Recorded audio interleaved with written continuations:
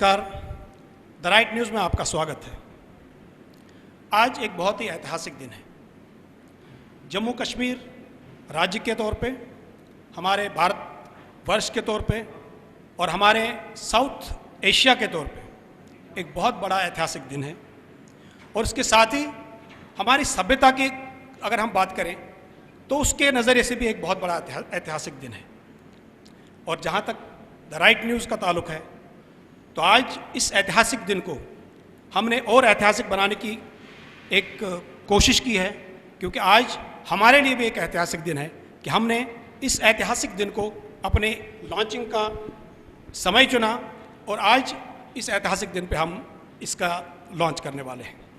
इसके साथ ही मैं आज भट्ट ब्रदर्स का भी उनका कॉन्ग्रेट्स देना चाहता हूं कि उन्होंने पिछले कई साल से मेरा उनके साथ एसोसिएशन है और उनके काम मैंने देखे हैं। मेरा एक अपना एक एक्सपर्टीज़ है कि मैं नए न्यूज़पेपर्स हों, नए न्यूज़ पोर्टल्स हों, उनको लॉन्च करने में मेरा एक ख़ास रोल रहता है।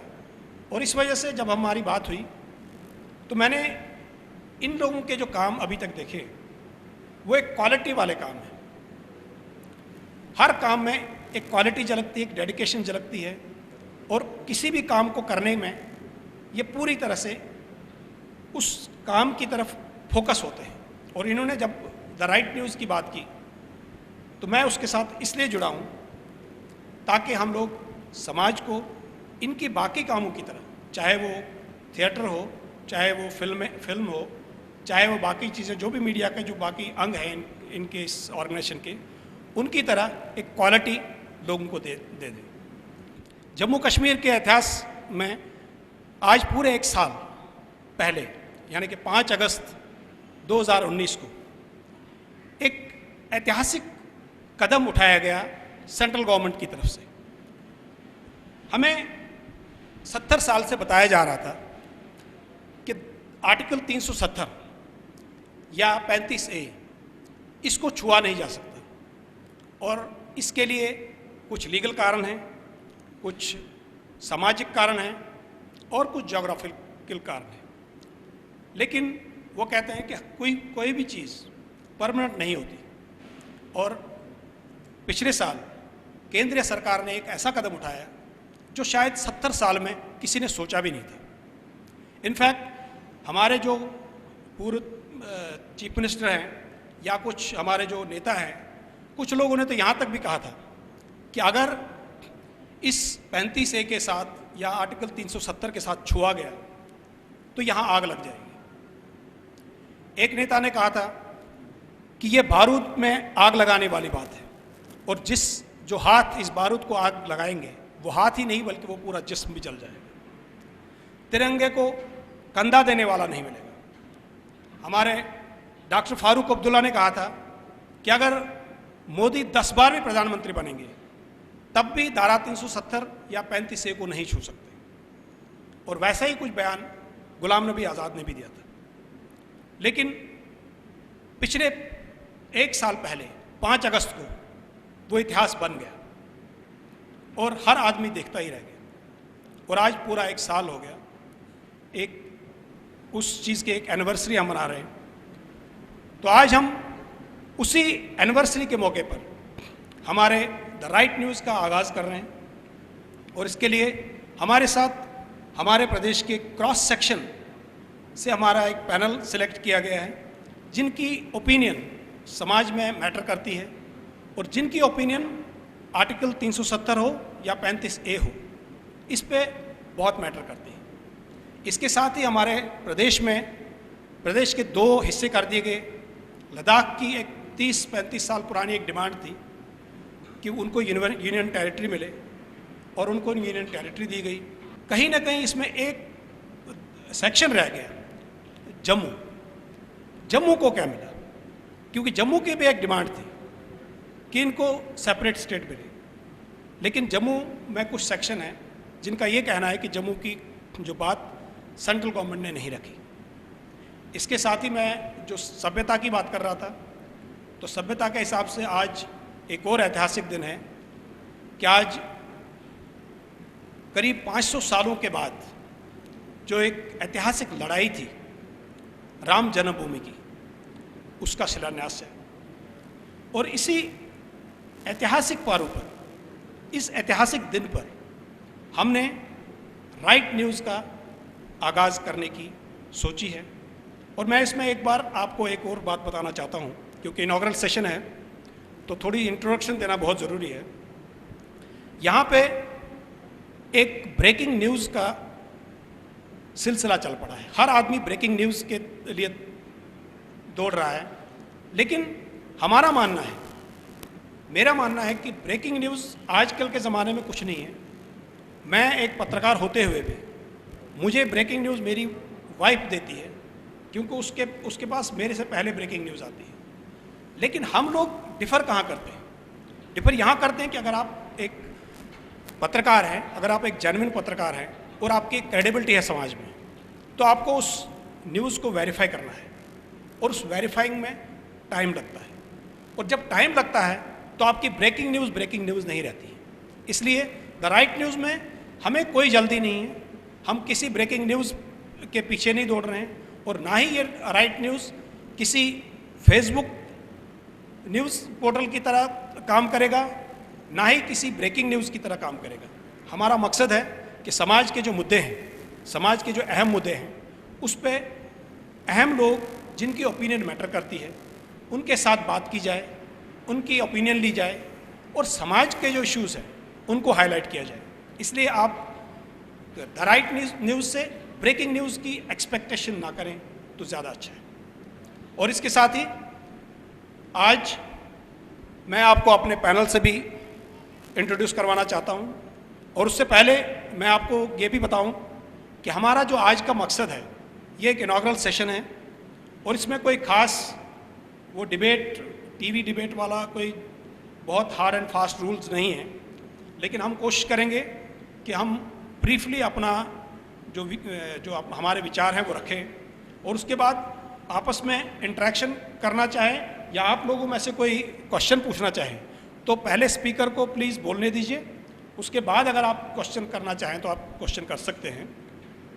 और आज के दिन चूँकि ऐतिहासिक दिन है, धारा 370 के एक एनिवर्सरी है, तो हमने भी सोचा कि हम इसी पे हमारे जो डिस्टिंग्विश्ड पैनल हैं इनके विचार जानने की कोशिश करेंगे। तो मुद्दा हमारा है revocation of article 370 and 35A। क्या खोया क्या पाया।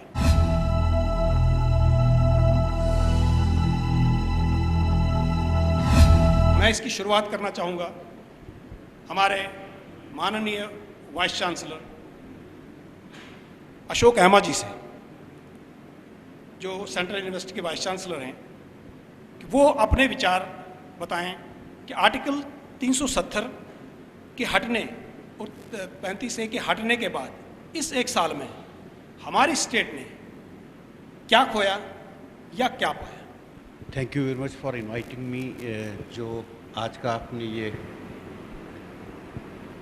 डिबेट रखी है 370 एंड 35A पे, मैं समझता हूँ कि जो नेशन बिल्डिंग है या नेशन स्टेट बिल्डिंग है उसको एक कंटेक्स्ट में देखिए। सिर्फ इसको अगर आप 370 और 35A में देखेंगे, फिर शायद जिस कंटेक्स्ट में ये फ्रेम हुआ, जिस कंटेक्स्ट में ये इमर्ज हुआ, उसको देखिए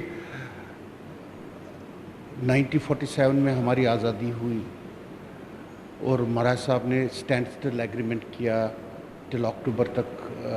हमारी जो J&K स्टेट थी, अर्सवाइल J&K स्टेट, ये it neither was with Pakistan nor it was with India.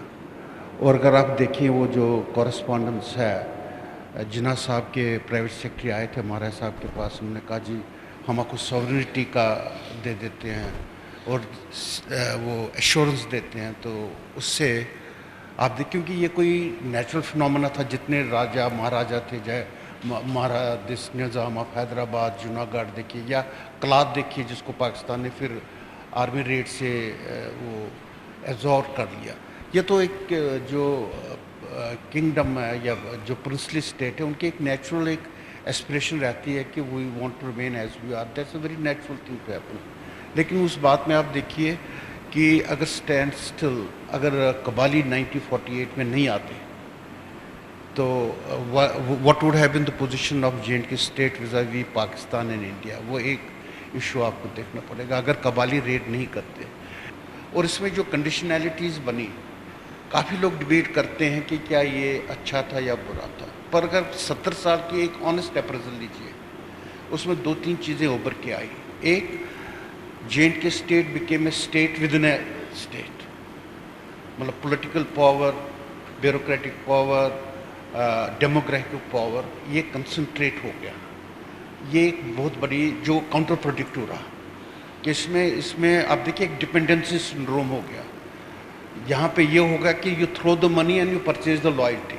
चलिए ठीक हुआ, 75 तक ठीक था, जब लैंड रिफॉर्म्स हो गए, आपने लैंड टू द टिलर कर दिया, ये तो सारी इक्वेशन ही बदल गई पीजेंट्री की।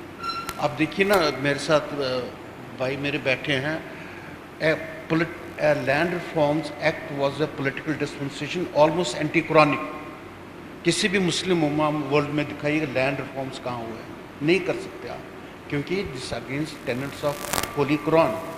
हाँ, आप उसको मालिक गनीम में जीते तो अलग बात है, पर पॉलिटिकल डिस्पेंसेशन तो आप यहाँ देखिए वेस्ट बंगाल में नहीं हमारे हुआ, जो कम्युनिस्ट स्टेट है। यहाँ जो फ्रीडम असली मिली वो तो जहाँ सेंचुरी से गुलामी कर रहे थे ज़मींदारों की, तो वो तो पीजेंट्री फ्री हो गई, वो हुआ एक। और दूसरा जो यहाँ पे एक जो फॉल्ट लाइन आप आज मुझे कहें एक डिस्पैशनेट थी, यहाँ इतना पैसा फेंका गया, जिसने फेंका कैसा पाक नहीं, ऑब्जेक्टिव ये था कि will be keep on purchasing the loyalty. वो 75 में जब उन्हें लैंड टू द टिलर हो गया, your dependence on that money got come. अगर अब आप कहें कि 370 और 35A तो टोटल डिस्क्रिमिनेटरी था, ये क्या वजह है कि एक बच्ची जो यहाँ किया कि उसको आप बाहर शादी करती है तो उसको आप कहते हैं you are deprive of the property right, which आज मैं न्यूज़पेपर पढ़ रहा था, उमर अब्दुल्ला का भी आया that 35A was discriminatory. Why was this discrimination? ये आप देखिए एक पैरेलल, क्योंकि ये एक कंपैरेटिव एनालिसिस में आप देखिए हम पीओके की बात करते हैं, प्लेबिस्सिट की बात करते हैं। 70 साल में मुजफ्फराबाद में 70% of the population is now Punjabis who have come from west, या गिलगित बल्तिस्तान में जाइए, वहाँ population demography has been neutralize. और लाइटर वेन में आज मैं आपसे कहूँ, ये भी असगर साहब भी मानेंगे, रोशनी एक्ट क्या था यहाँ पे? These were the instruments with which you were not empowering the society, you were giving the free concessions whereby the competence of, जो मतलब एक जो कुव्वत होती है, you see societies grow eventually on the competence of the people, on the caliber of their people, how competitive they are. Concession से तो आज तक मुझे एक सोसाइटी दिखाइए जो कंसेशन से ऊपर आई है। एनी डिस्पेंसेशन विद और विदाउट 370 और 35 must eventually empower the people. अगर नहीं कर रही है then we are being dishonest with the system. मुझे लगता है प्रेजेंट साल के बाद अभी भी कुछ लोग यही कह रहे हैं कि ये गलत हुआ है। जैसे आपने कुछ जो तर्क दिए, जो आपने आर्गुमेंट्स दिए, उनका दो चीज़ें हैं। एक तो उनका ये मानना है कि जैसे आपने कहा कि डेमोग्राफिक चेंजेस उस पार हुई है, तो वो कह रहे हैं कि अब इस पार होने वाली है। और दूसरा कि वो अभी एक साल के बाद भी उनका माइंडसेट वही है कि जिस वजह से, जैसे गवर्नमेंट ऑफ इंडिया ने कहा कि आप कश्मीर बदल जाएगा, कश्मीर एक मॉडल स्टेट बनेगी, लेकिन उस दो इश्यूज में उसमें आपसे बात करूँ। एक ये देखिए, no dispensation is final, even if you see the political जो डिस्पेंसेशन अभी है, this will restore the statehood. और ये तो बड़ा नेचुरल है कि रीजनल एस्पिरेशन, सब रीजनल एस्पिरेशंस तो हर एक जगह पे होती हैं। आप देखिए, आप खुद कह रहे थे, मुझे एक साल बताइए जब मैं लद्दाख ने ये नहीं कहा कि हमें अलग यूनियन टेरिटरी दीजिए। 70 साल से वो बोल रहे थे, वो ये नहीं, एस्पिरेशन तो हर जगह हैं, but are those aspirations reconciling with the national mandate? That's very important. पिछले एक साल से क्या अचीवमेंट्स हुई हैं जो एक चीज़ आप देखिए, एक ट्रांसपेरेंसी और अकाउंटेबिलिटी हर एक सिस्टम की होनी चाहिए। First thing first, when the leadership is transparent and accountable. देखिए आप समझेंगे 70 साल में अच्छा हुआ बुरा हुआ वो एक साल में बदलेगा, ये I think that is too generalized an argument. I think we preferred consumption, easy money over the productive outflows of the society. Thank you. Thank you.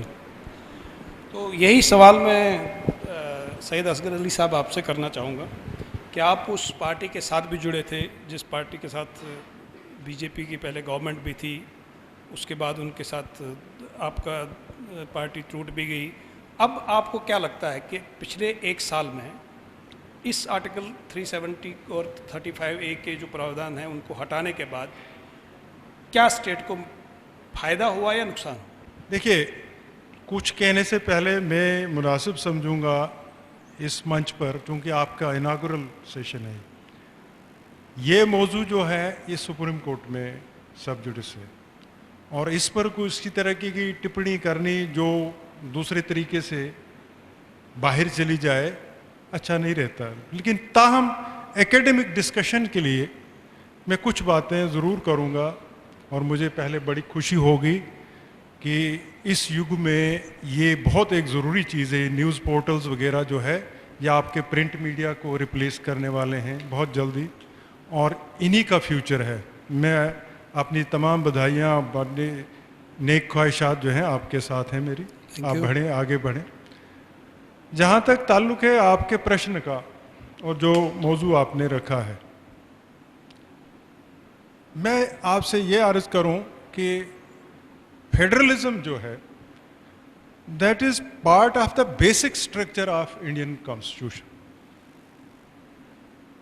इसी को बेसिक स्पिरिट मानकर जो आप कुछ चीज़ें आज देख रहे हैं कि सेंट्रल लिस्ट है, स्टेट लिस्ट है, कॉन्करेंट लिस्ट है, कुछ चीज़ें पार्लियामेंट के इख्तियार में हैं, कुछ चीज़ें स्टेट्स के इख्तियार में और कुछ दोनों के उसमें दायरे में हैं, ये उसी चीज़ से डिराइव की गई हैं जो आपका फेडरल स्ट्रक्चर है।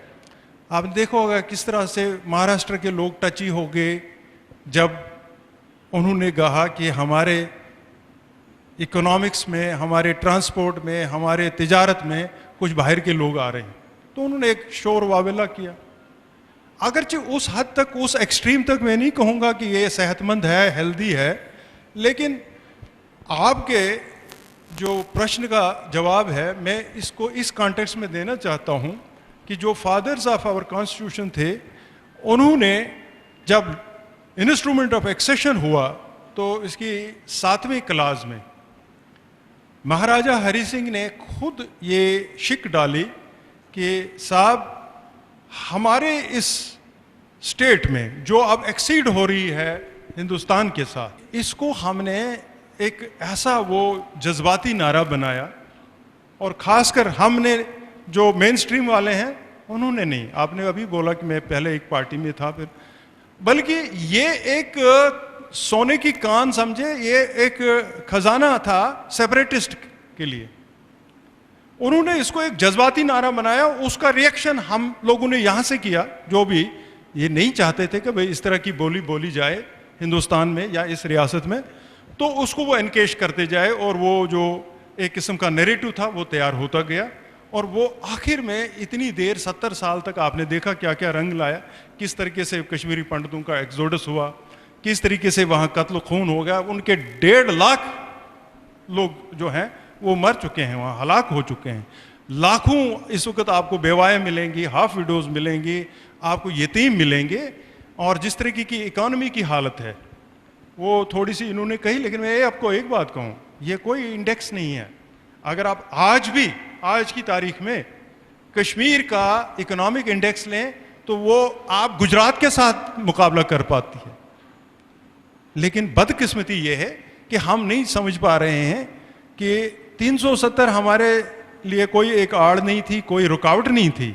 अलबत्ता ये सेपरेटिज्म को एक तरीके से बढ़ावा दे रहा था, एक उनको एक कुशन मिला था हमारे हिंदुस्तान के आईन में कि भाई वहाँ तो ये लिखा हुआ है, हमारा अपना विधान है, हमारा अपना निशान है, हमारा अपना ये फलानी है, हमारी अपनी लेजिस्लेटिव पावर्स हैं, जो हालांकि निष्पक्ष होकर अगर मैं कहूँ आपको तो कांग्रेस के वक्त में या पिछले आपसे 50 साल में जो 370 था वो ऑलमोस्ट खोखला हो चुका था। It was only shell dear. इसमें जो सही और सॉलिड चीजें थी वो सारी की सारी या तो डिलीट हो चुकी थी या उनको रिडेंडेंट बना दिया गया था। इवन ये कि 1975 में मेरे वालिद खुद उस वक्त एमएलए थे यहाँ किश्तवाड़ से, कांग्रेस से ही।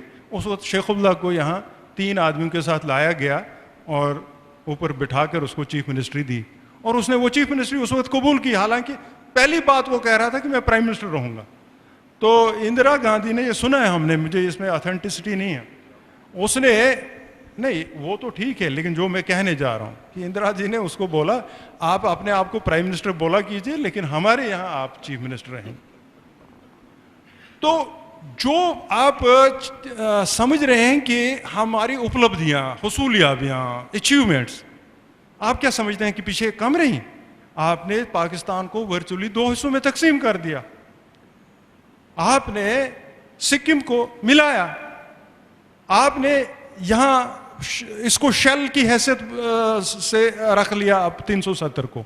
ये सारी चीजें होते हुए भी कुछ चीजें ऐसी थी कि आज भी शायद आपको मालूम हो 370 वहां ही है। It exist in our constitution. सिर्फ आर्टिकल 1 है उसका, बाकी सारी चीजें जो हैं वो रिडेंडेंट या डिलीट हो चुकी हैं, लेकिन 370 है उधर। तो आप कौन सा कसूर चढ़ा रहे हैं जो पिछले हमारे थे? उन्होंने तो अपनी तरफ से पूरी अक्लमंदी का सबूत दिया। हाँ, जहां आप ये कह रहे हैं कि फायदे क्या मिले, हम भी इसमें हैरान हैं कि इस वक्त हमें तो चाहिए, ठीक है भाई, डिलीवरी क्या हुई after so called removing of this 370? हमारे यहाँ किन चीज़ों की में तरक्की हुई? क्या हम सोशली फॉरवर्ड हो रहे हैं? इकोनॉमिकली हम अपलिफ्ट हो रहे हैं? क्या हमारी पॉलिटिकल एम्पावरमेंट ज़्यादा हो रही है? और जम्मू भी पूरी तरह से फील कर रहा है कि हम डिसएम्पावर हो गए हैं, बिकॉज हमारा स्टेटहुड जो इतना प्रिस्टन ग्लोरी का था, इतना शानदार माजी हमारा रहा, या आज का नहीं 200 साल से चला आ रहा, वो it has been reduced to union territory. Union territory होता क्या है? 4000 करोड़ का आपका मुनाफा खाली है साल का हार्टिकल्चर सेक्टर में, और आज वो प्रैक्टिकली 2000 करोड़ तक आ चुका है। Half of it has gone because of our follies, जो हम लोगों ने वहाँ पर बदअमनी फैलाई हुई है, पीस को हम जगह ही नहीं दे रहे हैं। तो वर्चुअली वो लोग आ गए, वो तो कल अगर दूसरी बार ऐसा ही रहा मौसम तो वो तो सड़कों पर आएंगे। 370 इन चीज़ों के लिए नहीं था, बल्कि ये एक नैरेटिव था जिसको ठीक हुआ कि मोदी जी ने एक ही बार में इसको वो नैरेटिव ख़त्म कर दिया। वो सेपरेटिस्ट के लिए एक वो फ्यूल बना हुआ था। लेकिन मैं ये समझता हूँ कि सबसे पहला जो हमारा हदफ है, निशाना है, वो रेस्टोरेशन ऑफ स्टेटहुड होना चाहिए। उसके बाद चलिए मान लिया 370 को आप दफन कर लो, लेकिन हमारी स्पेशल पोजीशन जो है, हमारे जो स्पेशल हालात हैं, हमारे जो रिसोर्सेज जिस तरीके के हैं, उनको मद्देनजर रखकर हमारे बच्चों के लिए, हमारी नई नस्लों के लिए आप इसको किसी तरीके से ये मरात रखें। यहाँ के ज़मीनी इख्तियारात जो हैं वो नहीं देने पाए जाने चाहिए बाकी को। यहाँ के जॉब्स के लिए, क्योंकि रिसोर्सेज आपके कम हैं, जब बाहर के आएंगे तो हम लोग आहिस्ता आहिस्ता ऐसा होगा, हम हाशिए पर हो जाएंगे, हम मार्जिनलाइज हो जाएंगे, हम compete नहीं कर सकेंगे। आज भी अगर आप देखें, माफ़ करें आप मुझे, बिहारी लोग 16 घंटे मेहनत करता है सड़क पर, आपका मुझे बताइए एक भी? आप अभी ये कह रहे थे एग्रीकल्चर लेबर नहीं अवेलेबल। जब उन लोगों के साथ आपका मुकाबला होगा तो वेयर विल बी यू? कहाँ होंगे आप? आप एक ब्यूरोक्रेट भी रहे। अभी आपने कहा कि जैसे किश्तवाड़ वगैरह पार्डर का आपने सफ़ायर की बात की है, बाकी चीज़ों की बात की, जो बहुत पोटेंशियल है। तो गवर्नमेंट ऑफ इंडिया का जो अभी तक जो उनका मतलब मानना है कि यही जो पोटेंशियल है पिछले 70 साल में उसको नहीं यूज़ किया गया, और अगर आज गवर्नमेंट डायरेक्ट उसको डील कर रही है, तो जैसे प्रधानमंत्री ने कहा कि मैं कश्मीर को एक, जम्मू कश्मीर को एक मॉडल स्टेट बनाऊंगा, तो मेरा कहना ये था कि क्या आपको लगता है कि उस में कुछ फ़र्क पड़ेगा उन पोटेंशियल को यूज़ करने में? अब गवर्नमेंट ऑफ इंडिया कुछ कदम उठा रही है? फ़र्क पड़ेगा कि प्राइम मिनिस्टर की जो वॉइस है वो क्रेडिबल है सबसे ज़्यादा, हम जानते हैं। अब जब वो कोई निर्णय लेंगे वो सबके लिए होगा। यहाँ जो है वो भांत भांत की बोलियां बोलने वाले थे। हाँ जी, पाउडर की माइन को जी हमने ग्लोबल ऑक्शन करना है, तो कोई दूसरी पार्टी उठी, तुमने पैसे खाए हैं, तीसरी, और आज तक वो हुआ ही नहीं ऑक्शन। करोड़ों नहीं, अरबों नहीं, खरबों रुपए का लॉस हुआ है उधर। अच्छा, आपका पावर पोटेंशियल है, वो एक इशारा कर देंगे तो हमारे प्रोजेक्ट्स पर काम शुरू होगा। रटले पावर प्रोजेक्ट ऑलमोस्ट 30% कंप्लीट हो चुका था, छूट गया, रह गया, आज 3 साल 4 साल से पड़ा हुआ, और 800 मेगावाट पोटेंशियल है वो। हमारे कितने लोग वहाँ एब्जॉर्ब होते, कितनी हमारा कुछ होता। चलिए एक और बात मैं आपको बताऊं, क्योंकि मैंने ये बात वहाँ भी की थी। हमारी वाटर रिसोर्स एक्ट जो है, कांग्रेस के मिनिस्टर PHC के, ये जानते हैं, तो उन्होंने वाटर रिसोर्सेज एक्ट के नाम से एक एक्ट बनाया, सेस के तरीके से चार्ज करने लगे इन्हीं पावर प्रोजेक्टों से। वो जब मैं MLC था तो ये 2000 करोड़ जमा हो गया सेस, वाटर सेस 2000 करोड़, आज 4000 से ऊपर होगा। लेकिन इसको किसी भी तरीके से उन एरियाज में, लोकल एरियाज में आप खर्च नहीं कर सकते। इसको उसने रखा कठुआ में एक नहर बनाने के लिए, और ऊड़ी में अपने कॉन्स्टिट्यूंसी में कई लोगों को। तो ये सारी बातें जो हैं, जब ऐसे लोग जो करते हैं, हमारे BJP में नेतृत्व अच्छा है, उनको समझ आएगा कि भाई 4000 करोड़ तो हमारी किट्टी में पड़ा है। पिछले 70 साल में बहुत कुछ हुआ। हम जिनके यहाँ एक पजामा होता था, ये जानते हैं, कश्मीर में आम यही बात। तो आज उनके पास गाड़ियां हैं, आज उनके पास सारा है। यहाँ जम्मू में यहाँ भी क्या था, हम तो यहीं के रहने वाले हैं। बहुत सारी तरक्कियां हुई है, ऐसी बात नहीं है। लेकिन अब वक्त के साथ साथ ये जो पॉलिटिकल सफ़र भी है, इसके साथ साथ चेंजेस ज़रूरी होते हैं। Change is the only permanent thing. ये चलती रहेगी, और नेतृत्व इस वक्त एक बहुत मजबूत आदमी के हाथ में है, जिसका पूरे विश्व में एक असर है अपना। तो हमें चाहिए एक्सपेक्ट करना बड़ी अच्छी चीज़ है। मैं अभी राजेश गुप्ता जी के पास आऊँगा, जो कार्यकारी अध्यक्ष हैं विश्व हिंदू परिषद के। तो राजेश जी, आपको जैसे पता है कि संघ परिवार ने बहुत लड़ाई लड़ी है इस 370 के लिए, या कश्मीर के जो स्पेशल स्टेटस के लिए। तो काफ़ी देर से आपके जो मांग थी वो अब पूरी हुई, लेकिन उसके बावजूद भी, जैसे आपने बाकी लोगों के भी कुछ इनके स्टेटमेंट सुने, अभी भी कुछ लोगों का मानना है कि ये डेमोग्राफिक चेंजेस ला सकता है, हम लोग बाकियों से compete नहीं कर पाएंगे, या यहाँ पर 370 कोई ऑलरेडी मतलब ख़त्म हो चुका था, उससे कोई मतलब स्टेट में ऑलरेडी सेंटर के इतने लॉज आ चुके थे। तो आपको क्या लगता है कि पिछले 1 साल में हमने क्या खोया? और दूसरा आपसे मैं स्पेसिफिक क्वेश्चन ये पूछना चाहूँगा कि जो जम्मू में एक, जैसे इन्होंने भी कहा कि एक पैंथर्स पार्टी है या बाकी लोग हैं, उनका कहना है कि जम्मू को कुछ नहीं मिला, और कुछ जम्मू के कुछ पार्टीज़ भी कहती हैं कि जम्मू को अल्टीमेटली कुछ नहीं मिला। तो आपका इसके बारे में क्या राय है? सबसे पहले तो मैं आपको बधाई देता हूं कि आपने ये नया चैनल शुरू किया है, और आपने कहा है कि हम ब्रेकिंग न्यूज़ नहीं, एनालिटिकल पॉइंट ऑफ व्यू लोगों के बीच में लेके जाएंगे।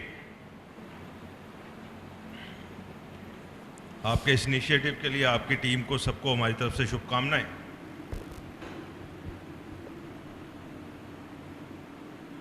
ये जो abrogation of unnecessary clauses of article 370, ये सही मायने में एक साइकोलॉजिकली सबको नॉर्मलाइजेशन की तरफ ले जाने का एक प्रोसेस है।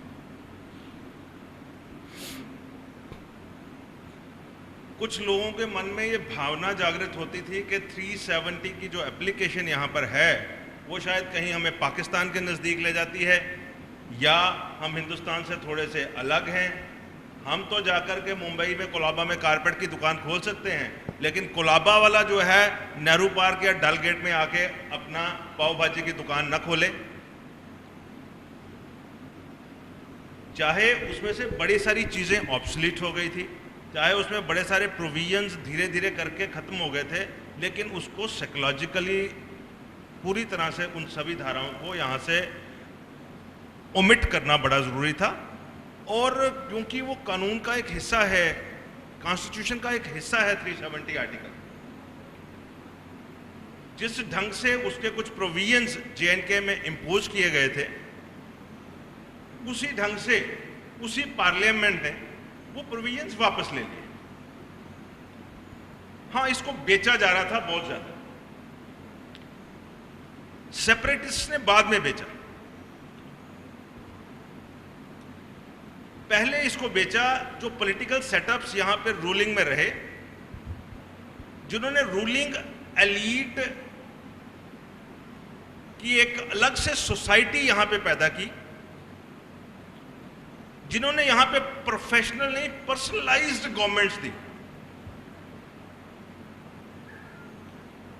जिन्होंने यहां पे administration bye their own choices चलाई, जिन्होंने यहां पे ऐसे अफसर लाए जो ग्रेजुएट भी नहीं थे और उनको ये धीरे धीरे करके अपने लोकल आरपीसी के प्रोविजंस और अपनी पावर्स का इस्तेमाल करते करते आईएएस भी करवा गए और यहां पर उनको जॉइंट सेक्रेटरी तक के लेवल्स उनको दे दिए। और फिर उसके साथ साथ कंटिन्यूएशन में, जैसे एक मिली हुई कुश्ती होती है ना कि 4-10 साल मैं राज कर लेता हूं, 5-7 साल तू भी कर ले भाई, 2-4-5 परिवारों में, लेकिन एक चीज हम कॉमन रखेंगे, 370 एब्रोगेट हो जाएगा तो पता नहीं कोई तूफान आ जाना है, बिहारियों ने यहाँ पे राज कर लेना है, किसी और ने राज कर लेना है, इसको यही नहीं जाने देना। और जो जब भी कोई बात हो हम उस पर प्रोटेस्ट करवाएंगे और उसी में से सेपरेटिस्ट पैदा करेंगे, उसी में टेररिस्ट पैदा करेंगे, उसी में पाकिस्तान की मदद लेंगे।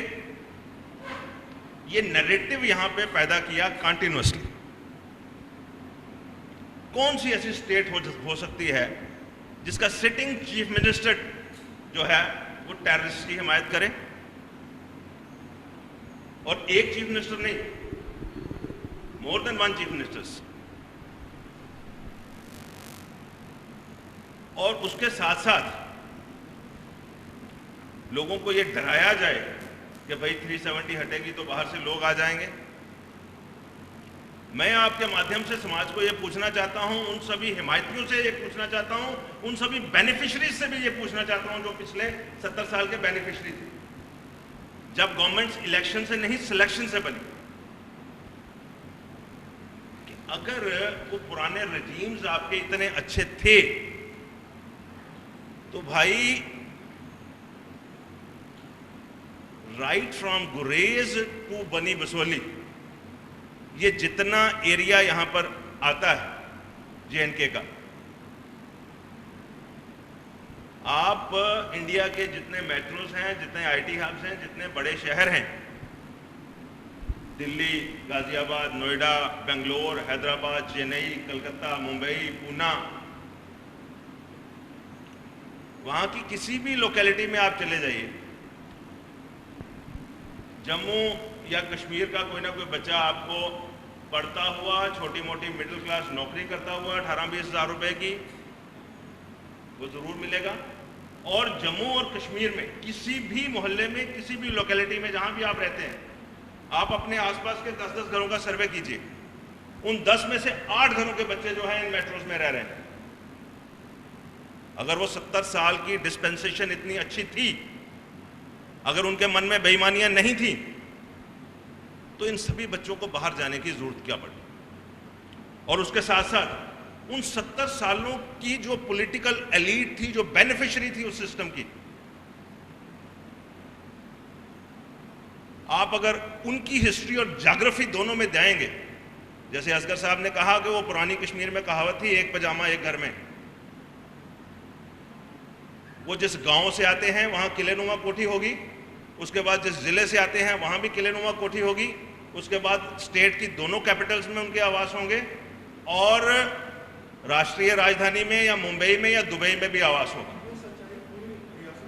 ये पूरी रियासत की सच्चाई मैं कह रहा हूं, मैं पूरी रियासत की बात कर रहा हूं साहब, मेरी बात सुने, पूरी रियासत की बात कर रहा हूं। क्या ये पॉलिटिकल बेनिफिशियरी बनने का सिस्टम जो है, ये उन 70 सालों में इवॉल्व और डायरेक्ट जो डेवलप होता चला गया, आज अगर गवर्नमेंट ने एक प्रोफेशनलिज्म के तरीके से उस पर लगाम लगाने की कोशिश की है, तो चाहे वो पार्टियां पैंथर जैसी हों, चाहे कोई और हों, इनसे 1 साल का सब्र नहीं हो रहा। 70 साल आप उस चीज को निचोड़ते रहे हो, उसको एक्सप्लॉइट करते रहे हो। Virtually the system was rape for long. और विजिलेंस के नाम पे अगर आपने किसी को सजा दी तो छोटे मोटे पटवारी या कोई चपड़ासी या बिजली का लाइनमैन जी 50 रुपए खा रहे जी।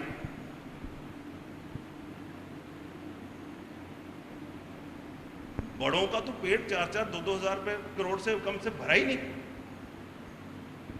तो सबसे पहले जो है कि जितना हमने लूटने में समय लगाया है, थोड़ा सा 5-10 साल का समय इसको पटरी पे लाने का भी करें, और उसके बाद हमें पता लगे अगले 5-7 साल में कोई जो हमारे बड़े बड़े नेता थे जिनका बड़े बड़े आशियाने और बड़ा बड़ा उन्होंने बेनिफिट बनाया है सारा, उनमें से 4-8 स्टेट गेस्ट तो बने किसी ना किसी तिहाड़ जेल में जाके। अभी तो प्रोसेस शुरू हो रहा है, हम जल्दी घबराना शुरू हो गए। 1 साल में रिजल्ट चाहिए, 1 साल में बच्चे सारे वापस चाहिए।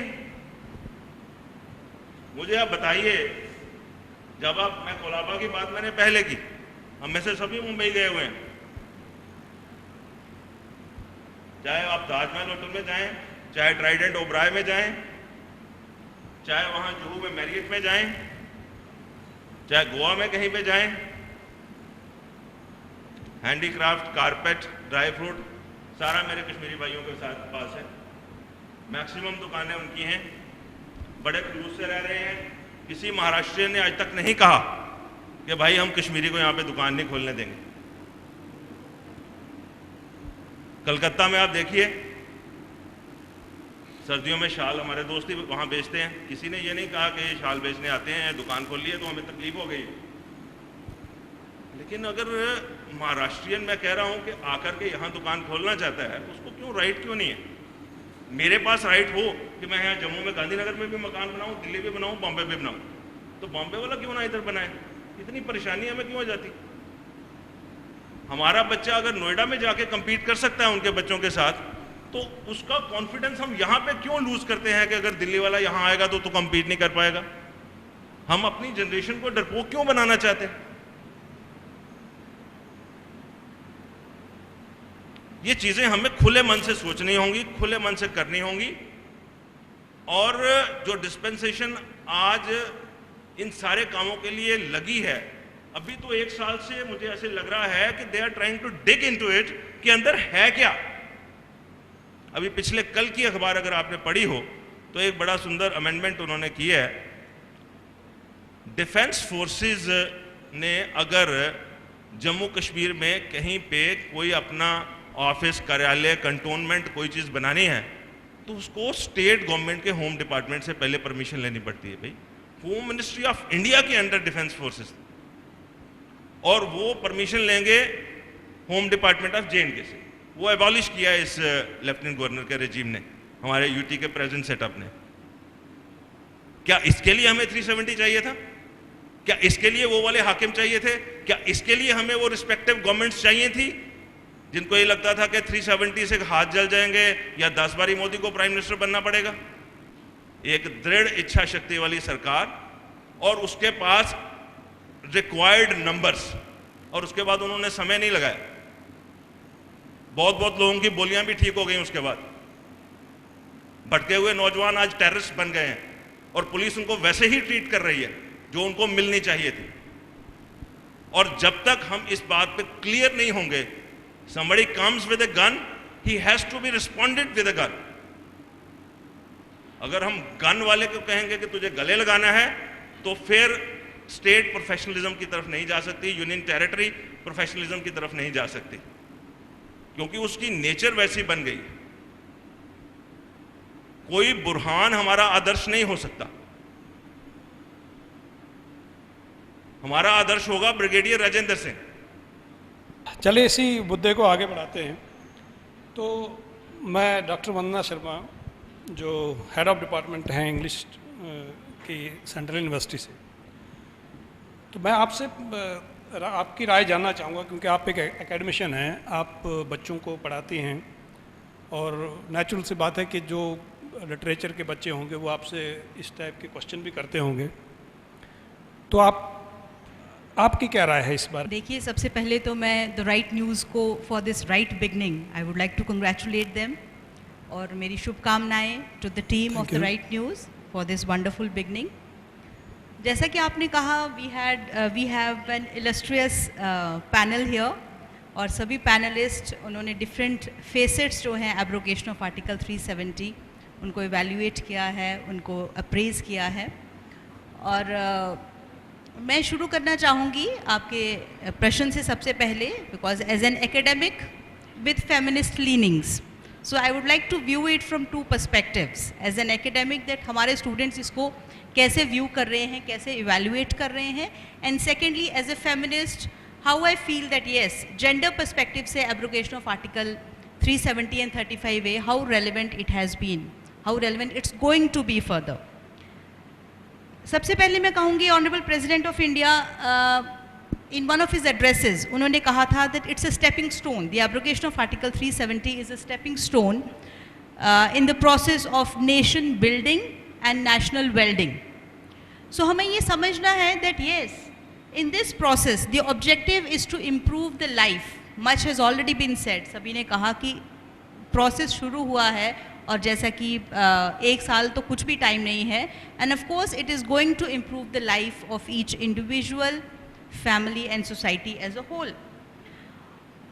इसमें कोई दो राय नहीं है कि honourable prime minister of India का ये एक बड़ा ही ऑडिशियस और मोमेंटस डिसीजन है, the abrogation of article 370, because ये हमें एक अपॉर्चुनिटी देता है to compete at the national front on the national platform. Besides हमें right to education, right to information, और इसके अलावा जितनी भी मार्जिनलाइज्ड कम्युनिटीज़ हैं जो ट्रेडिशनली मार्जिनलाइज्ड रही हैं, उनके राइट्स के भी सेफ गार्ड करता है। जैसे मैंने पहले कहा कि हाँ, आर्टिकल जैसे ही आर्टिकल 35A नलिफाई हुआ, of course it gives the power to the women of the union territory of Jammu and Kashmir to own property here, you know, which was not doing earlier, and to have their citizenship at the same time. अब इसमें मैं एक बात यहाँ share करना चाहूँगी जो हम सभी जानते हैं, that Article 370 itself is gender neutral, and but the way permanent residents are defined in the state constitution based on the notifications issued on April 1927 and June 1932 during the Maharaja's rule, it had been biased against women. I would like to quote it here, which was written in the 1927 notification, जिसके explanatory note में ये कहा गया था, I am quoting here that the wife or a widow of the state subject shall acquire the status of her husband as state subject of the same class as her husband, so long as she resides in the state and does not leave the state for permanent residence outside the state. So, understandably, it was interpreted that women who are marrying outside the state, they will be deprived of this right. So ये जो inequality है, पहले मैं इस aspect पे बात करना चाहूँगी before I come to the education aspect, you know, how our students, our youngsters are responding to this. So ये जो inequality है, कहीं ना कहीं इसको अगर हम feminist lens से देखें, so we can view it that yes, ये जम्मू कश्मीर की औरतों की 3 चीज़ों को deny कर रही थी. It was denying their selfhood, it was denying their subjectivity, and it was denying their agency at the same time. यहाँ पर सिमोन दे बेवर जो एक फ्रेंच फेमिनिस्ट और एक रेडिकल फेमिनिस्ट हुई हैं, उनके वर्ड्स बड़े अप्रोप्रिएट लग रहे हैं। उन्होंने अपनी एक किताब द सेकंड सेक्स में कहा था, one is not born but rather becomes a woman. So जो हम बात करते हैं कि traditionally how femininity is seen as the other, so article 35A ये बहुत इसको परपेचुएट कर रहा था, that how the othering of the women and in a way the patriarchal stronghold was definitely getting further emanated out of that. So ये बात हो गई कि हम इसको फेमिनिस्ट पर्सपेक्टिव से जब देखते हैं that yes women have been empowered, वो एक बहुत ही एक इम्पॉर्टेंट मूव है। And when we look at it from the perspective of the exodus of Kashmiri Pandits, so हम इस बात को नहीं डिनाई कर सकते कि 90s में जब many Kashmiri women they had to move to Jammu or to the other parts of the country, so the kind of discrimination which they faced, of course this abrogation is going to take care of that, जैसा कि पहले भी ये बात हो गई है। दूसरा, हम ऑलरेडी इस बात पे ऑलरेडी डिस्कशन कर रहे हैं, चिंतन कर रहे हैं कि यस हमारे बच्चे लिटरेचर की हम बात करें, बिकॉज लिटरेचर अब शेक्सपियर या मिल्टन तक सीमित नहीं रह गया है। अब जब हम लिटरेचर की बात करते हैं तो हम मल्टीकल्चरल सोसाइटी की बात करते हैं। हम कहते हैं कि लिटरेचर रिफ्लेक्ट करता है मल्टीकल्चरल ईथॉस को। लिटरेचर बात करता है प्लूरैलिटी की। लिटरेचर बात करता है about the regional literature. So अब हम रीजनल लिटरेचर की बात करते हैं। So it's not only about talking about the canon, जैसे हम कहते हैं कि कुछ बड़े नाम लेके ही वही लिख रहे थे। तो हमारे स्टूडेंट्स जो कि ऑलरेडी नेशनल लेवल पे राष्ट्रीय स्तर पे ऑलरेडी compete करते रहे हैं, चाहे वो नेशनल एलिजिबिलिटी टेस्ट हों, चाहे वो JRF हों, since I belong to the central university, so हम देखते हैं कि हमारे बच्चे उन लेवल पे compete कर रहे हैं और अच्छे ढंग से कर रहे हैं। और जैसा कि पहले बहुत अच्छे ढंग से कहा गया, क्यों नहीं हमारे बच्चों को हम ये कॉन्फिडेंस क्यों नहीं दे सकते that they can compete eight the national at the international level. So what is required today is that yes, we have to consider the fact, हमें अपना मल्टीकल्चरल इथॉस और जम्मू कश्मीर की जो सोसाइटी है, ये एक बड़े गर्व की बात है हमारे लिए that we have been a very we have not been a judgmental society, we are very easy going, we believe in the principle of live and let live. So इस principle of live and let live में हमें एक जो नई किरण है with the abrogation of article 370 and 35A, जो कि एक नई शुरुआत हुई है, I am sure that we have to we are going to reap its benefits in the times to come. And मैं यहाँ पर जावेद अख्तर साहब के एक कपलेट को शेयर करना चाहूँगी, जब उन्होंने कहा दैट चमन में इख्तिलाते रंगो बू से बात बनती है, हम ही हम हैं तो क्या हम हैं, तुम ही तुम हो तो क्या तुम हो। सो इस बात को हमें समझना होगा कि जो हमारी प्लूरैलिटी है, जो हमारी डाइवर्सिटी है, we need to welcome that, हमें उसको वेलकम करना है। सो इसके साथ हमें आगे बढ़ना होगा। एंड हमारे students are because the young blood, because we interact, हम हमेशा कहते हैं that we teachers stay connected to our students and we get lot of energy out of from them at the same time. So we can see that yes, our students are welcoming it because they know that today they cannot live in a cocoon. वो एक छोटे से दायरे में अपने आप को सीमित करके नहीं रह सकते। अब मैं एक इम्पॉर्टेंट हमारे पैनलिस्ट के पास जाना चाहूँगा, क्योंकि वो एक ब्यूरोक्रेट भी रहे हैं, सरकार में काफ़ी इम्पोर्टेंट पोजीशंस पे रहे हैं और विश्व कश्मीरी समाज के कन्वीनर हैं, और सबसे इम्पोर्टेंट है कि कश्मीरी पंडित हैं। और ये जो आर्टिकल 370 या ये जो एब्रोगेशन ऑफ आर्टिकल 370 डिस्क्रिमिनेशन, मुझे लगता है कि कश्मीरी पंडित समुदाय से बढ़ के इस चीज़ को कोई जानता नहीं है। और सबसे ज़्यादा रिजॉइस भी शायद इंटरनेशनल लेवल पे कश्मीरी पंडितों ने ही किया, जबकि जो लास्ट टाइम हाउडी मोदी में हमें देखने को मिला था। तो किरण बादल जी, आप बताइए कि आपको क्या लगता है कि पिछले एक साल में क्या फ़र्क पड़ा है, और क्या आपको, सबसे पहले तो ये है कि आपका नज़रिया क्या है इस बारे में? सबसे पहले मैं आपको बधाई दूंगा कि जो आपने ये इनिशिएटिव लिया, जो नया पोर्टल जो आप आज से शुरू करने जा रहे हैं, the Right news, particularly Bhatt brothers और आपके सहयोग से, और जो आपकी बाकी टीम है, उन सब का जो पूरे समाज के लिए, not particularly for one community, ये एक गुलदस्ता है, उसमें इस JNK में जितने भी समाज के लोग हैं हमारे, हिंदू, मुस्लिम, सिख, ईसाई, बौद्ध, जैनी, सब एक गुलदस्ता है।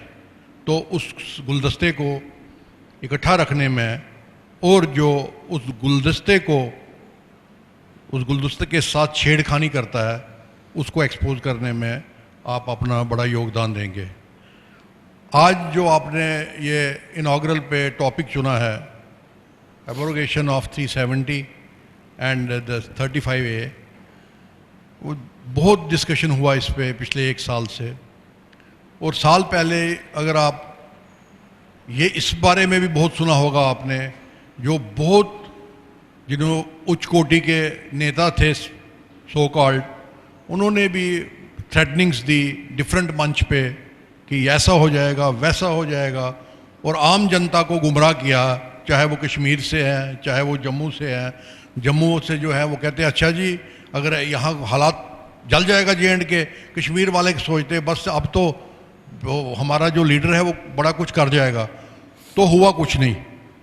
तो सबसे बड़ी चीज़ ये है कि कश्मीर की, रादर जम्मू कश्मीर की, जिसकी बाउंड्री तिब्बत तक थी, तो इधर हमारे रावी तक थे, तो इसकी बदकिस्मती ये रही, पता नहीं कब किसकी आंख लग गई इसको, जम्मू कश्मीर को।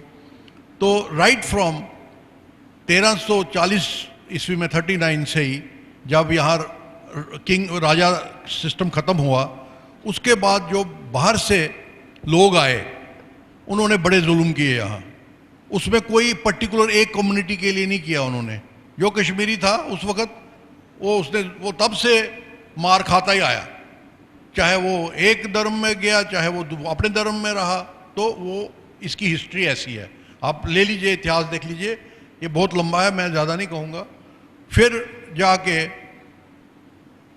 बीच में अफ़गान रूल आया, वो इसलिए कोट कर रहा हूँ कि इसलिए कि भाई जब अफ़गान रूल आया उन्होंने कश्मीरी वहाँ उस वक़्त जो कश्मीरी पंडित और मुस्लिम्स वहाँ उस वक़्त रहते थे अफ़गान रूल में, तो वो दोनों को एक ही नज़र से देखते थे। वो ये नहीं कहते थे ये मुस्लिम है इसको छोड़ दो तो कश्मीरी पंडित को ठोक दो।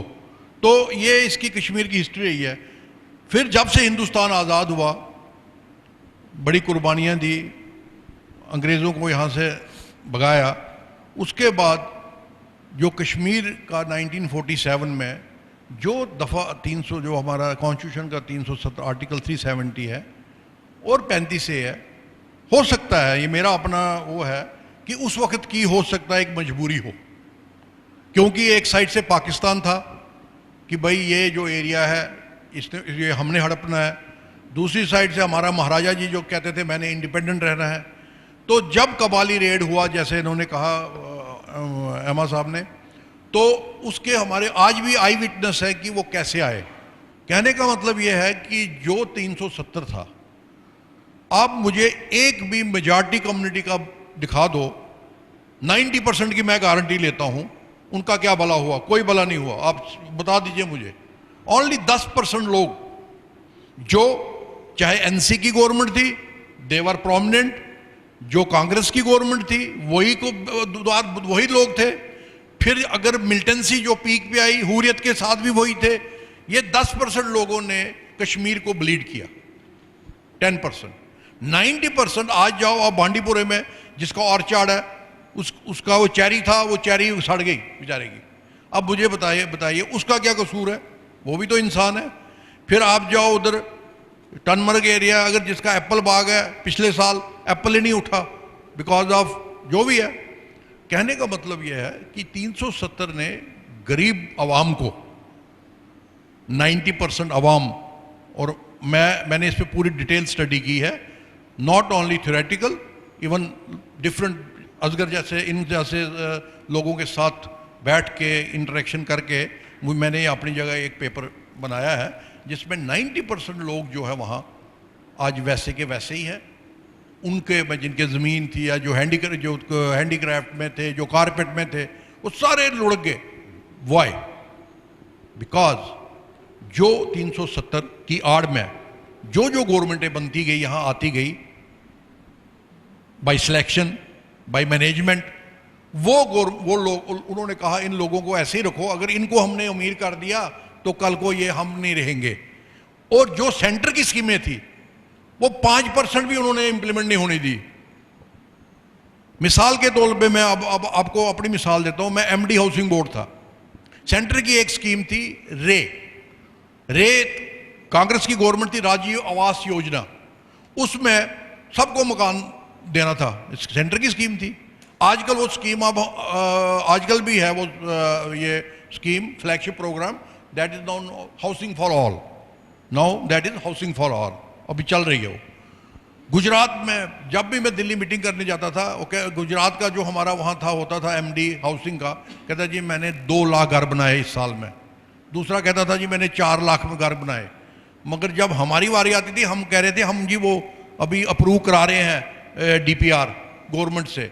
तो स्टार्ट में 3 डिस्ट्रिक्ट लिए हमने, जम्मू से 3 डिस्ट्रिक्ट लिए कश्मीर से। और जब मैं 3 डिस्ट्रिक्ट का किया तो अब जब हम high power committee chief secretary उसको चेयर करता था, ये तो एक मतलब रेडी रेकनर है, सामने मिसाल है आपके। तो मैंने फाइल ली, मैंने कहा ये, कहता किरण जी आप क्या आपने रहना है या नहीं रहना? मैं क्यों? कहता ये बंदे तिब्बत से आए हुए हैं, यहाँ बस गए हैं।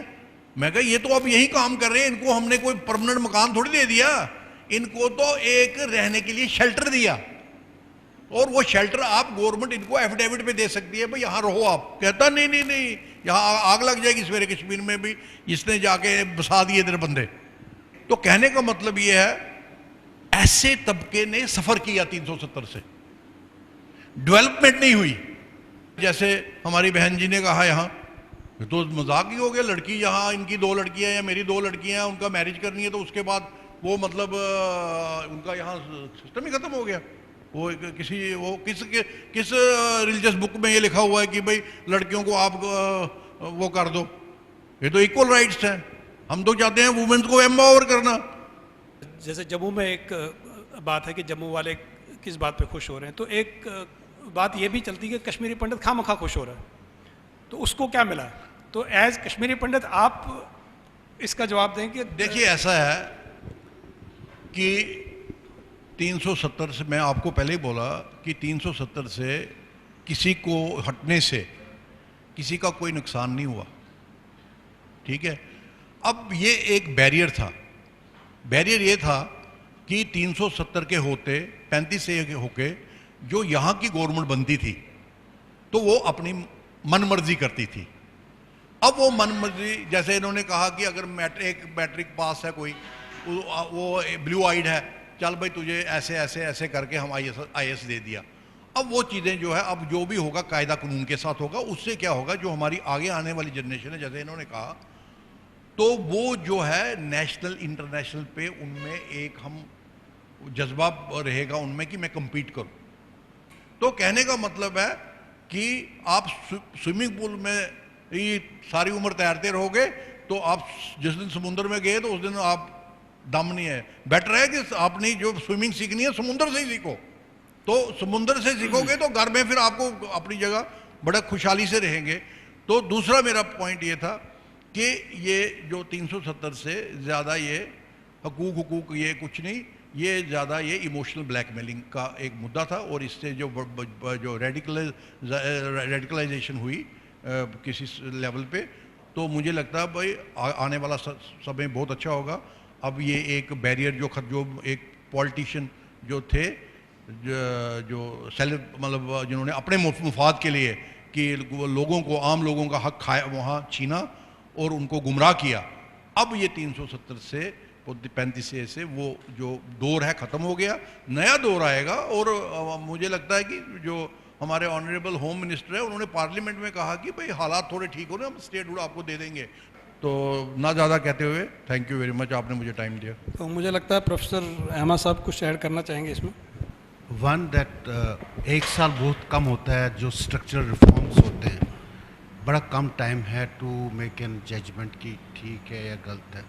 दूसरा जो बड़ा है, what I wanted to share with my colleagues, nation building, if the power of instrument and governance do not lead to the empowerment at the grassroots level, this will always create a problem. ये leftist rightist जो आप बात कर रहे हैं, any power structure जिसमें instrument of power और governance लोगों को empower नहीं करती है, political, social, cultural, economic, अगर ये नहीं हो रहा है तो what Marx says, it creates its own problems of decay. तो ये जो अभी हो रहा है, अगर इससे ये 2 चीज़ें बड़ी विजिबल है। एक जो डायरेक्ट बेनिफिट ट्रांसफ़र स्कीम है, that I think is a hugely structural reformation जो की है, या जो हमारा जो हाइजीन का है, जो टॉयलेट्स खोले हैं लेडीज़ के लिए डेफिकेशन, ये दीज आर इंडिकेटिव आर्ग्यूमेंट्स। पर जो प्राइमरी इसको जो इसकी सक्सेस या फेलियर वही लोग हैं, हम ही यहाँ पे हैं। बट द पॉइंट इज़ कि ये जो पावर आया है, जो इंस्ट्रूमेंट्स ऑफ गवर्नेंस हैं, क्या ये ग्रास रूट लेवल पे एम्पावर करती है, irrespective of the gender discrimination, irrespective of the regions, चाहे हमारे 20 डिस्ट्रिक्ट्स यहाँ पे हैं। अगर ये इक्विटेबल अप्रोच होगा, मुझे लगता है it will be A welcome argument. तो ये मैं आपसे बता दूँ। जो आपने कहा, मैंने भी उस वक्त कहा था कि इसको 1 साल में डिजिटाइज करके इसका जवाब नहीं दिया जा सकता, लेकिन कुछ चीज़ें ऐसी मिली हैं which could not have been bought. First is peace of mind. Jammu over the years 89 से लेके आज तक ये डिस्ट्रिक्ट ऑफ माइग्रेंट्स बनता जा रहा था। पहले कश्मीरी पंडित्स वहां से फोर्सिबली वहां से भगाए गए, मस्जिदों से आवाजें आई कि आप निकल जाओ यहां से, और वो 370 को चाहने वाले जो मतवाले रूलर्स थे हमारे, उनमें से किसी के मन में कोई तकलीफ नहीं थी उसके बारे में। और उसके बाद उन्होंने टेररिज्म को नर्चर किया। उस दौरान वहां पर भी जो नॉन कश्मीरी पंडित्स, कश्मीरी मुस्लिम जो पीस लविंग थे, जो नेशन बिल्डिंग में अपना हिस्सा डाल रहे थे, बिजनेस कर रहे थे, टैक्सेस दे रहे थे, मजबूरी में उन्होंने भी, कश्मीर में बहुत सारे लोगों ने छोड़ा अपने अपने घरों को और यहाँ पे ऑल्टरनेट रेजिडेंसेस जम्मू में तैयार किए। लेकिन टेररिज्म जो है उसको नर्चर किया जाता रहा कॉन्टिन्यूसली, और रिस्पेक्टिव स्टेट गवर्नमेंट्स में से किसी ने भी, किसी एक ने भी, जो 89 के बाद यहां पे रही, किसी के इलेक्शन मैनिफेस्टो में ऐसा नहीं था कि हम टेररिज्म को क्रश करेंगे जो रूल में आए, चाहे वो कांग्रेस की गवर्नमेंट रही हो, चाहे वो गुलाम नबी आज़ाद हो, चाहे ये मुफ्ती साहब हों, चाहे उनकी बिटिया साहिबा हों, चाहे वो फारूक अब्दुल्ला हों, उमर अब्दुल्ला हों, किसी ने अपने इलेक्शन मैनिफेस्टो में ऐसा कभी नहीं कहा कि one who is having gun in his hand मैं उसको क्रश कर दूंगा। उन्होंने कहा नहीं, छाती से लगाते हैं इनको। और क्योंकि वो रूलिंग एलीट ऐसी ही आ रही थी कंटिन्यूसली, तो जम्मू और जम्मू प्रोविंस में रहने वाला पीस लविंग हिंदू, मुझे आदत है सीधा साफ बात करने की, वो यहां से माइग्रेट करने की सोच रहे थे। चंडीगढ़, दिल्ली, नोएडा, यहां के बिल्डर्स, जो आप लोग यहां 1-1, 2-2 कनाल के मकानों में रह रहे हैं, आपको यहां पे 500 स्क्वायर फीट के डब्बे बेचने के लिए जम्मू में उन्होंने दुकानें खोल ली थी। और जम्मू की आधी से ज्यादा पॉपुलेशन वो छोटे छोटे फ्लैट नुमा डब्बे आप लोगों ने बुक कराए हैं, 5-5, 10-10, 15-15 हज़ार रुपये महीने की इंस्टॉलमेंट्स दे रहे हैं कि कभी भागना पड़ेगा वहां चले जाएंगे। 5 अगस्त 2019 को सुबह जब पार्लियामेंट में ये रेजोल्यूशन पास हुआ राज्यसभा में, सबसे पहले जो साइकोलॉजिकल जीत मिली, जिन लोगों ने वो डब्बे खरीदे हुए हैं, जो फ्लैट्स खरीदे हुए हैं, उनको लगा नहीं अब हमको भागना नहीं है, हम राष्ट्र का हिस्सा बन गए हैं, अब हम पाकिस्तान का हिस्सा नहीं है, ना ही हमारी स्टेट जो है वो पाकिस्तान की तरफ जा रही है, अब हम भारत का हिस्सा है। हम जो कि वो 5 अगस्त की, क्योंकि आप बात कर रहे हैं, 490 साल का श्री राम मंदिर का मुकदमा, उसका संघर्ष अब उसको बनते हुए देख रहे हैं। तो मैं समझता हूं कि we are the luckiest generation जिन्होंने वो गंदगी भी देखी और उसका खात्मा होते हुए भी देखा है। इसकी मैं 5 अगस्त को जम्मू कश्मीर के समाज को बधाई देता हूं। मैंने असगर अली जी आपसे बात करनी है।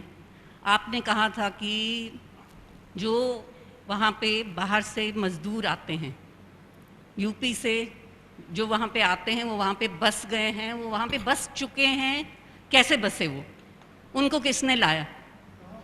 कश्मीर में नहीं, अच्छा चलिए, मैं ओके, जम्मू कश्मीर में, क्योंकि ये मैंने अपनी आंखों से होते हुए देखा है।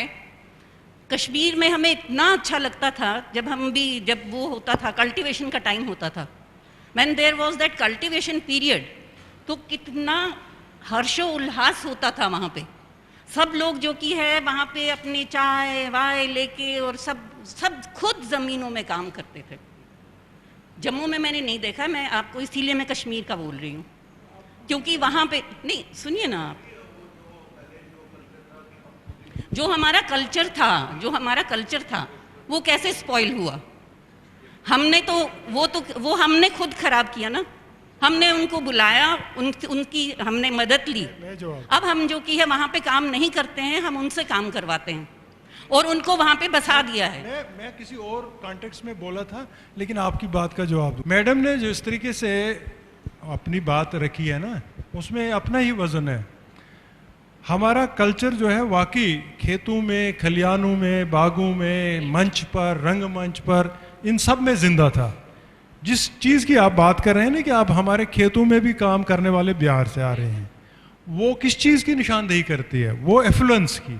जब उनमें थोड़ा बहुत कहीं सैलरीड क्लास आ गई, ज़्यादातर वहाँ कश्मीर में, मैं उसी पैराए में अब कहूँगा जिसमें आप सोच रहे हैं, कश्मीर में जब सैलरीड क्लास आ गई, जब उनके वो कारखाने चलने लगे छोटे मोटे, वो जो शालों के, बाकी उनका जो मार्केट इंटरवेंशन है बिकॉज ऑफ गवर्नमेंट, वो बढ़ता गया, उनमें खुशहाली आई। और नेचुरली फिर क्या होता है, आराम तलबी होती है, आदमी आसाइशें ढूंढता है। तो अपने लिए जिस तरह हमने नौकर रखे होते हैं, डोमेस्टिक एड्स रखे होते हैं, डोमेस्टिक हेल्प रखे होते हैं, तो इसी तरीके से उन्होंने शुरू किया। उन्होंने खेतों का वो जो एक वो स्पिरिट होता था ना, वो जो ब्लिस था, स्पिरिचुअल ब्लिस लगता था जब जाते थे, रो की शक्ल में वो करते थे, वो that is missing now. But this is a separate thing and I appreciate your observation. मैं सिर्फ आपसे एक दो बातें कहूँगा। जिस मौजू पर आपने इस पूरे मंच को बुलाया और इनसे अपने अपने विचार समझे, वो खाली इतना था, दो बातें थी कि भाई 370 के एब्रोगेशन से, उसको निकालने से, और उसके बाद उसके कॉन्सिक्वेंसेस जो 35A के तहत हमको मिल रहे थे कुछ मराद, उनका आपको क्या लगता है कि इसका क्या तत्व निकला है, इसका निचोड़ क्या बताइए आप, नुकसान भी और फायदे भी। यही बोला था। दो चीज़ें मैं बोलूँगा, मैं ज़्यादा अब नहीं चाहता हूँ। कॉन्स्टिट्यूशनल जो एवोल्यूशन होता है ना, हर एक मुल्क का जो आइन होता है, उसमें वक्तन फ़वक्तन ज़रूरतों के हिसाब से शिक्कें जो हैं, जो आर्टिकल्स हैं, उसमें अमेंडमेंट्स, रिपील, बाकी चीज़ें होती रहती हैं बहुत सारी। और हमारी लगभग 100 अमेंडमेंट्स हो चुकी हैं हमारे अपने, कुछ 100 सम। तो हमारे अपने आइन हिंद में, हिंदुस्तान के कॉन्स्टिट्यूशन में, तो ये कोई ऐसी बड़ी बात नहीं है कि 370 के एब्रोगेशन या इसका एक क्लास वहाँ पर रखना आर्टिकल का, बाकी सब रिपील होने, वो कोई ऐसी बड़ी बात नहीं है। हमारा ये था कि भाई 370 बजात खुद क्या कोई रुकावट थी? वो मैं इनके लिए बता रहा हूँ, वो किसी चीज़ के लिए रुकावट नहीं थी। सेंट्रल फंड्स जो इन्होंने कहे, कहीं भी मुझे ये साबित करके दे कि उनका फ्लो जो है 370 की वजह से रुक सकता है। सर, मैं आपकी बात को यहाँ पे काटना चाहूंगी। I am sorry to intervene, but my question is related to your this statement. You said ये कहीं पे भी 370 was no obligation for anybody, अगर डेवलपमेंट के लिहाज से देखा जाए। लेकिन अगर ये कोई भी फंड्स का फ्लो, ठीक है, ठीक है, मैं समझ गई। मेरी आप बात सुने, आपको लगेगा कि मैं सही दिशा में जा रही हूँ। अगर ऐसी बात थी, अगर 370 से किसी को कोई खतरा नहीं था, फंड्स की कोई प्रॉब्लम नहीं थी, या आगे नहीं था, तो मुझे बताइए कि डेवलपमेंट क्यों नहीं हुई? डेवलपमेंट क्यों नहीं हुई? फिर डेवलपमेंट क्यों रुकी? डेवलपमेंट हमारा एजुकेशनल अपग्रेडेशन नहीं हुआ सर। देखिए आप हमारा टूरिज्म अपग्रेडेशन नहीं हुआ। That was with the state government ना, सो दैट मींस ये एक रुकावट था, क्योंकि स्टेट गवर्नमेंट फंड्स को डिस्पर्स नहीं होने दे रही थी प्रॉपर्ली। बात समझे, आपको मैं आपकी दाद देता हूँ आपको, वो पहले बात सुन लीजिए। जो इन्होंने निशानदेही की कि फंड्स की रुकावट बन चुका था, कि फ्लैगशिप प्रोग्राम यहाँ जिस तरीके के यहाँ इंट्रोड्यूस हुए, यार पूरे हिंदुस्तान की इस वक्त की 28 रियासतों में यही हाल है।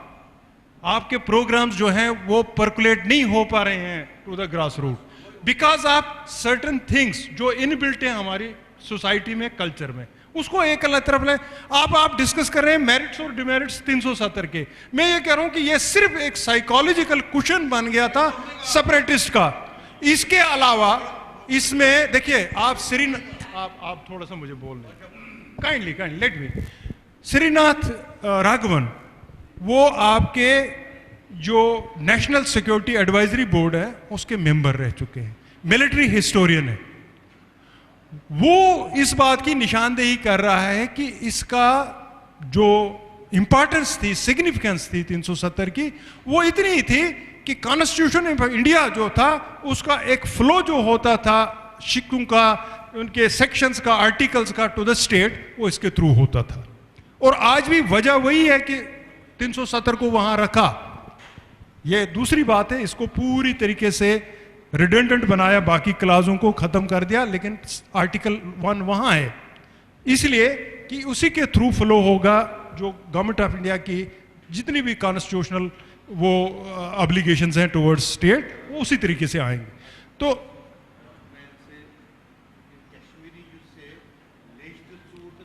हाँ, वो अलग बात है ना, that is not the topic of discuss.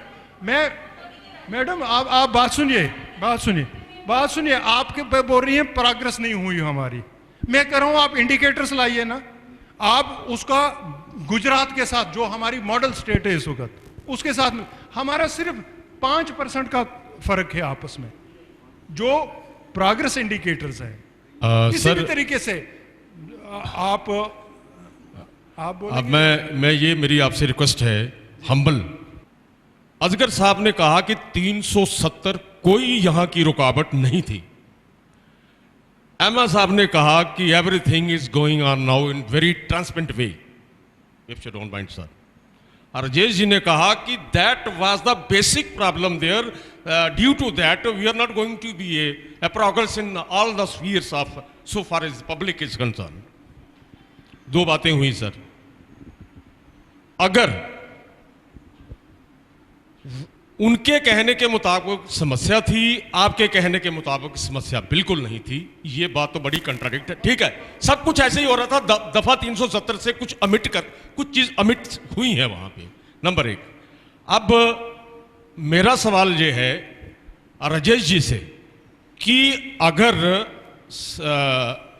Nurture कर रही थी हुर्रियत, मैं कोई हुर्रियत का आदमी नहीं हूं सर, या कोई दूसरे लोग नर्चर कर रहे थे, अब वहां पे शांति हो जाएगी या हो रही है? मिलिटेंसी का ग्राफ आपने बता दिया कि 0% है। Now is it possible the 5 lakh Kashmiri Pandit who have been there for the last 35 years, are they be able to go back? क्या ये पॉसिबल हो पाएगा सर, या फिर वही स्थितियां रहेंगी जैसी थी? आपका कंसर्न बड़ा वाजिब है और मैं आपके कंसर्न के साथ ही खड़ा हूं। मैं जिस आइडियोलॉजी में हूं, मैं भी पिछले 20-25 साल की सोशल लाइफ में यही सब्जेक्ट्स देख रहा हूं। अफसोस मुझे ये है कि on the subject of return to their homeland,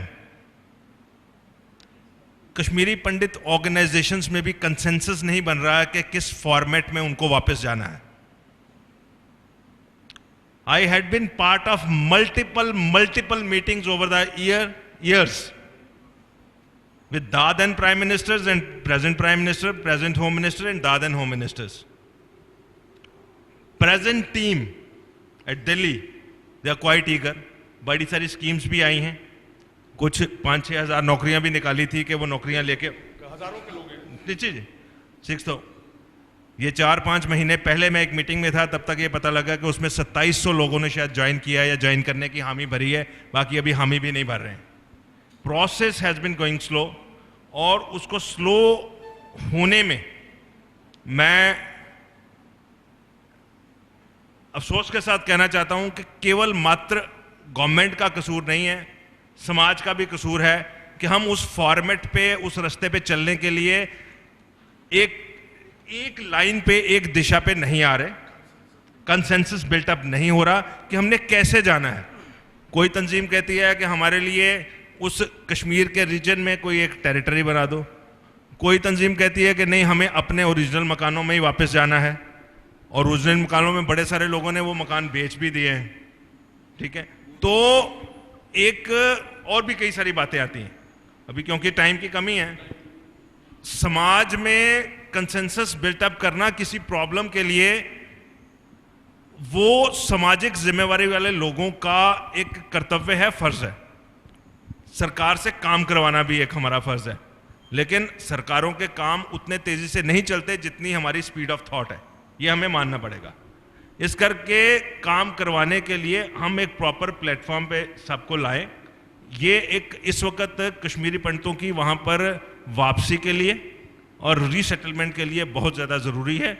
सब लोग इस पे इकट्ठे हों। आपका वो मेरे चैनल, क्योंकि बाई चांस ये जो इसके प्रमोटर्स हैं they are themselves Kashmiri Pandits, और मुझे पता नहीं है कि वो यहाँ पैदा हुए थे या वहाँ से माइग्रेट होके आई उनकी फैमिली।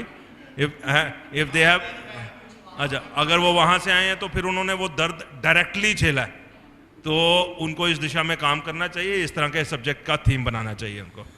इन्होंने ब्रिगेडियर राजेंद्र सिंह का जिक्र किया।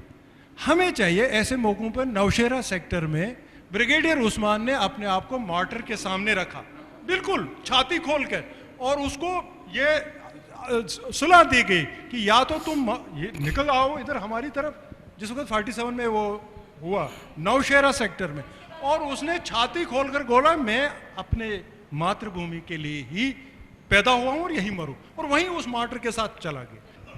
देखिए, ब्रिगेडियर उस्मान हमारे लिए उतने ही आदरणीय हैं जितने ब्रिगेडियर राजेंद्र सिंह हैं। डिस्कशन में इंडिकेटिव कभी किसी एक आदमी का नाम लिया जाता है। मैं आपको बता दूं, आज 5 अगस्त को जो सामाजिक संस्थाओं के द्वारा 5 अगस्त की बधाई के स्वरूप में जो कैलेंडर रिलीज किया जा रहा है इस प्रोग्राम के थोड़ी देर के बाद, उसमें टोटल 6 हस्तियों की फोटोग्राफ्स हैं, जिसमें डॉक्टर श्यामा प्रसाद मुखर्जी, पंडित प्रेमनाथ डोगरा और उनके साथ ब्रिगेडियर उस्मान का भी फोटोग्राफ है। ठीक है, तो इस करके जो हीरो है वो हीरो है, जो टेररिस्ट है वो टेररिस्ट है। आज के पैनल का मैं शुक्रिया अदा करना चाहता हूं, उनका धन्यवाद देना चाहता हूं। सर जैसा मैंने आपको कहा था कि आज का एक ये इनॉग्रल सेशन था और आज ये एक प्रॉपर डिबेट मैं नहीं रखना चाहता था, इसलिए हम फ्री फ्लो ऑफ आइडियाज़ था और कुछ क्वेश्चंस भी इसमें आए। तो इसमें निष्कर्ष ये निकल के आया है कि एक साइकोलॉजिकल बैरियर था जो उठ गया है, अब जैसा भी है। लेकिन आगे मुझे लगता है कि एक चीज़ पे कंसेंसस है कि प्राइम मिनिस्टर पे सबकी फेथ है और उनकी बात की एक क्रेडिबिलिटी है, और सब ये चाहते हैं कि गवर्नमेंट ऑफ इंडिया ने जो प्रॉमिसेस की हैं, जो मॉडल स्टेट इस स्टेट को बनाने की जो पहल की है, उस पर वो पूरी तरह से काम करें और उसकी जो झलक जो है हमें अगले साल में देखने को मिले। इसके साथ ही मैं आप सबका धन्यवाद करता हूँ। नमस्कार।